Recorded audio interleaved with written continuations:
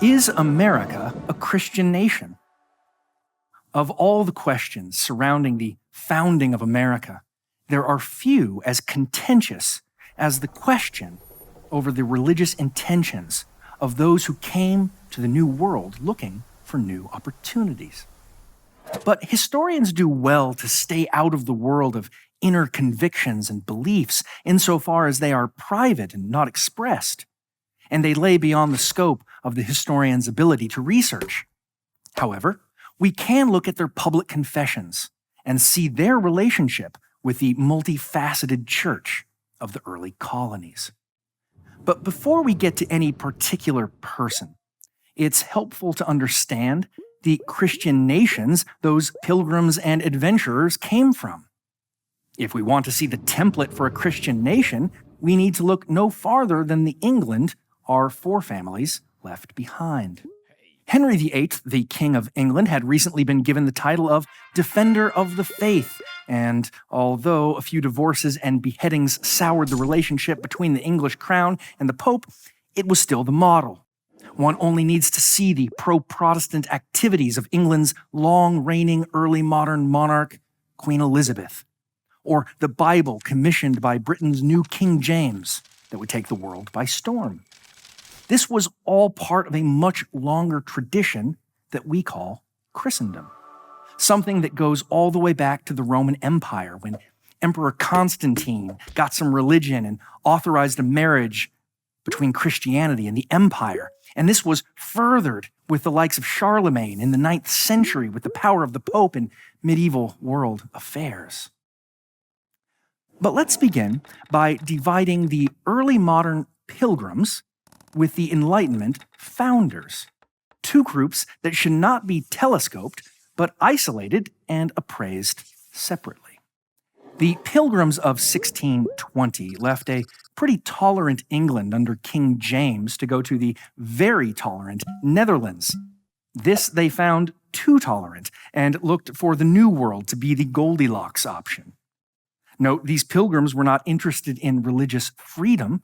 That was plentiful in the Netherlands, and they despised what they saw as its deleterious moral effects. But the Pilgrims of Plymouth, for all their Thanksgiving hagiography and lore, are really more of a blip on the radar. It was less the Mayflower and more the Arbella, which set sail 10 years later, that would found the Massachusetts Bay Colony and lay much of the foundation of what would become the United States. At least for New England. Remember, the Catholic South and the Scotch-Irish Appalachians had their own traditions. But as the New England elite were most responsible for the founding documents, they serve as a helpful group to investigate. It was on board the Arbella that John Winthrop composed a model of Christian charity, a kind of ur-text or origin text. And while it is explicitly religious, it marked the beginning of a more open society, the likes of which would be inhabited by Roger Williams and Anne Hutchinson, and while they were exiled to Rhode Island, they were not killed. In fact, it was seen that some kind of multi-confessional agreement across the colonies would best serve everyone. And so these figures were reacting to Christendom and attempting to develop something that the founding fathers would call the Novum Ordo Secularum. That is, a new way of doing things under the heavens. These new things, as explained in the founding documents, included protection for all faiths, as once suggested by Roger Williams in his The Bloody Tenet of Persecution. So, if we equate a Christian nation and Christendom, not only is our colonial and American tradition opposed to the idea of a Christian nation, but our founders did everything they could to work against this becoming one. The confession of those colonials was similar to the confession of most English people, that is, generally Christian and generally Protestant. And in the later 1700s, the confession was similar to the confession of most of the Enlightenment English people. That is, there was everything from the traditional Puritan to the most outspoken deist or skeptic.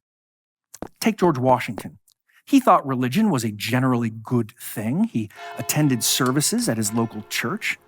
But on those Sundays that communion was celebrated as the second part of the liturgical festivities, Washington very self-consciously removed himself from the service. It was, after all, to him, that part of Christianity, along with the belief in the divinity of Christ, that he saw as least connected to reason. But Samuel Adams and John Jay, they both seemed to be believers who preferred references to Jesus and Savior rather than great architect or all-knowing one, the kinds Washington and others preferred. And of course, Thomas Jefferson was considered a heretic even by the sometimes loose standards of the day.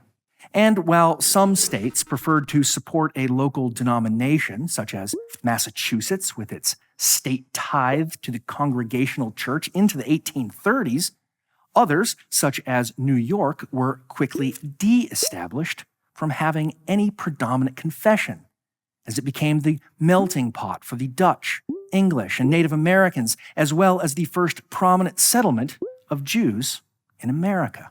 If you are a person of faith, this might be a bit of a shock.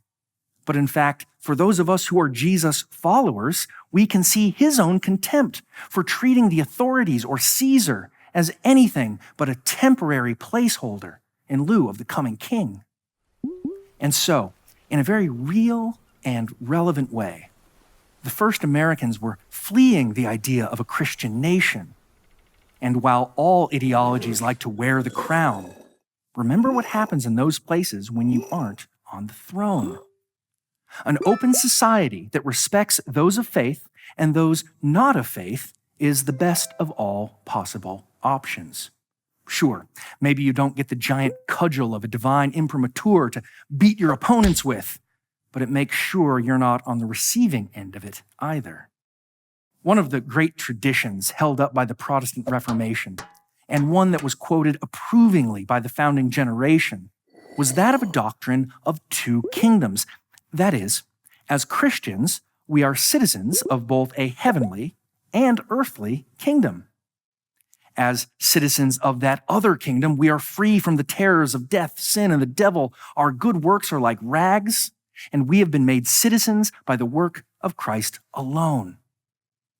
And thus, on this earthly plane, we are not called to push our will through with partisan confessional agendas, but rather in our callings, we are to love our neighbor, Christian, Jew, Muslim, any faith, and those of no faith.